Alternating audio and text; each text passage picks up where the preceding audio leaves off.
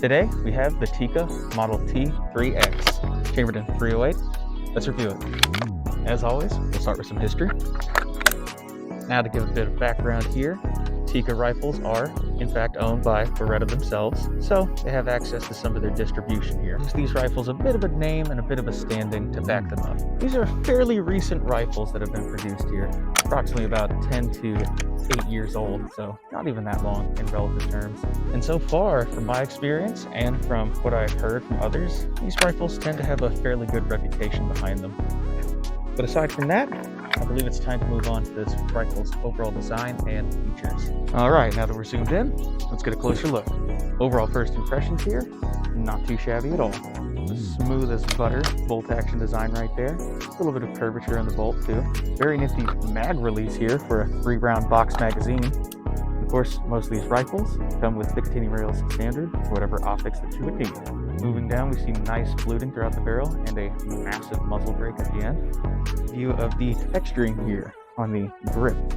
All right, now that a few segments are out the way of the video, it's once again that time. Go and shoot this thing. Let's go. All right, we'll take some time with this one since we've only got about 3 rounds we're working with.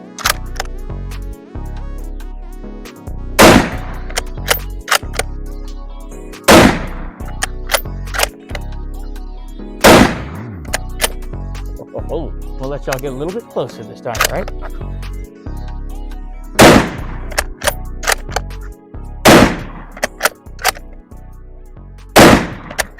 Okay, let's go.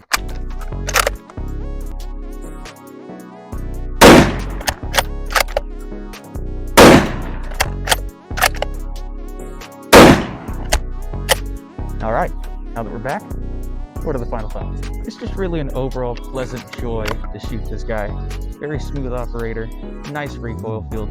Accuracy, of course, is top notch, as you would expect from a rifle such as this. And I gotta say, just how this rifle sits in your shoulder is just very easy to get a grip on here. Very easy to stabilize to get on target. But yeah, for me, overall, great time shooting. Not very many complaints here. But leads us to also ask the question of, who is this rifle for? And to answer that question, I would say mostly for just your hunters and outdoorsmen here. You enthusiasts or collectors will probably get a kick out of it that this company is owned by Beretta, so I could see you going for it as well.